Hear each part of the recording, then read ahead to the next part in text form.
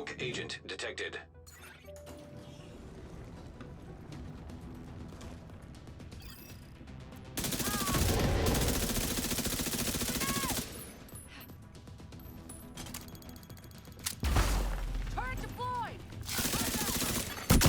Rogue assault turret detected. Rogue restore hive detected.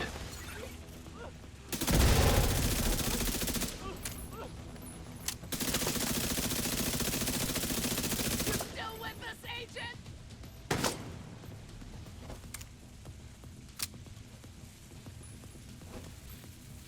Grenade out!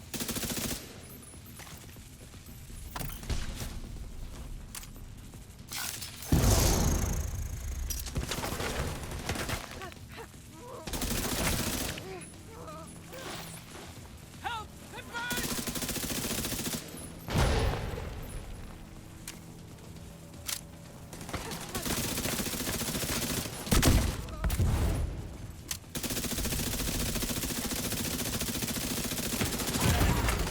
Immediate medical assistance Oh needed. my god, it just melts.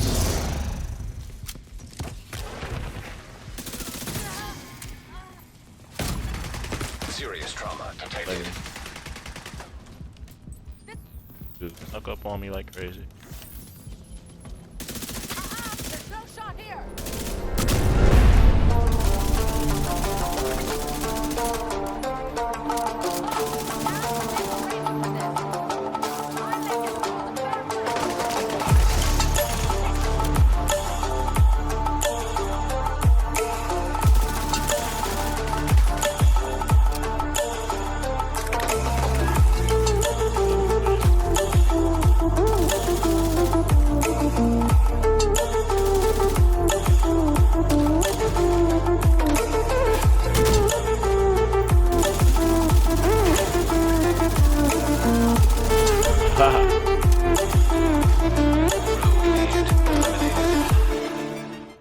Hey y'all, what's going on?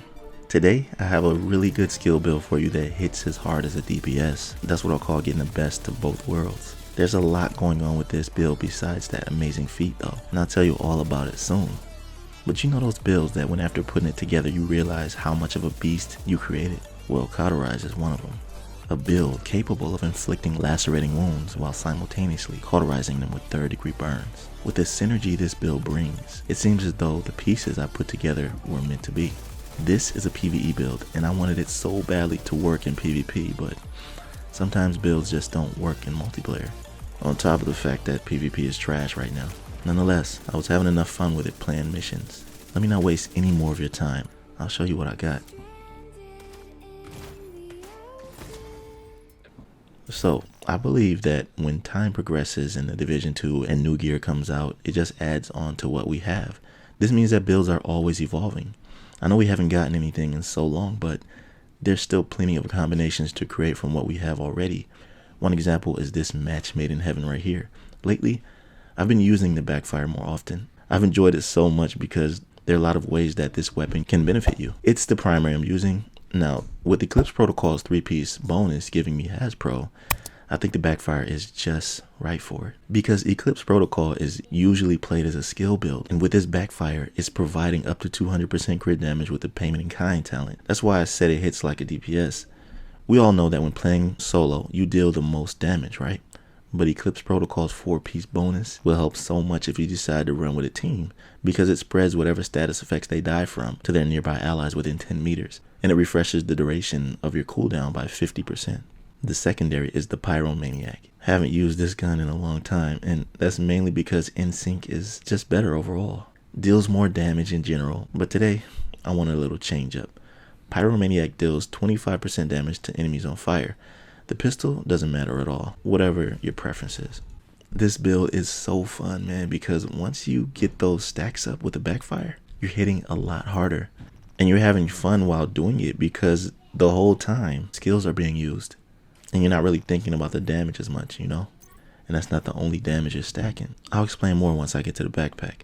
Now, since you already get 30% 𝐻𝐵 from Eclipse, you don't need to roll it everywhere, just on 3 of your pieces. And this will give you the opportunity to roll other attributes that will benefit you even more.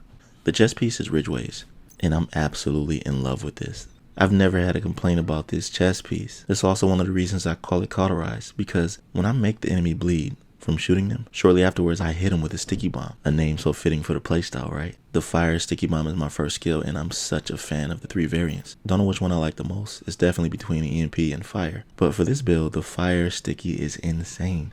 After causing bleed with Ridge Rays, I then set the enemy on fire, so they're burning and bleeding at the same time. And once they die, all of that spreads to nearby enemies.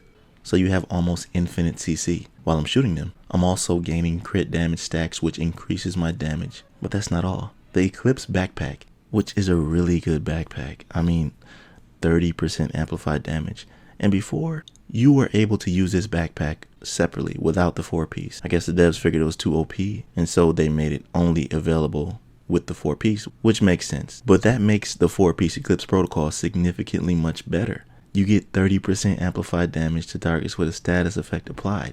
So this helps with your damage while you're gaining those crit stacks with a backfire. And I have status effects rolled here because I'm maxed in bleed resistance. The 3 mods in my gear help out a lot as well. Remember, you don't need crit mods. The backfire has you covered.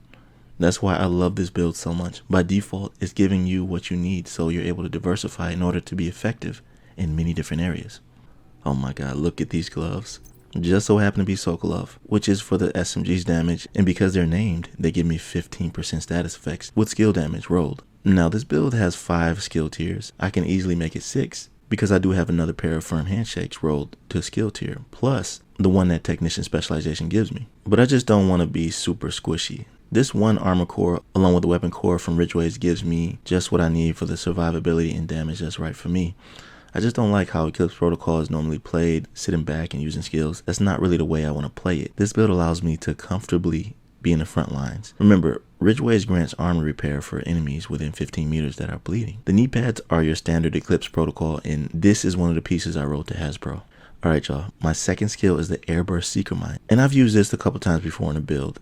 This skill was extremely popular in Division 1, and at one point it was considered meta because it was straight broken. All you had to do was throw it, just like you do with the other Seeker variants. Then it would detonate above the enemy's head and pretty much one-shot him.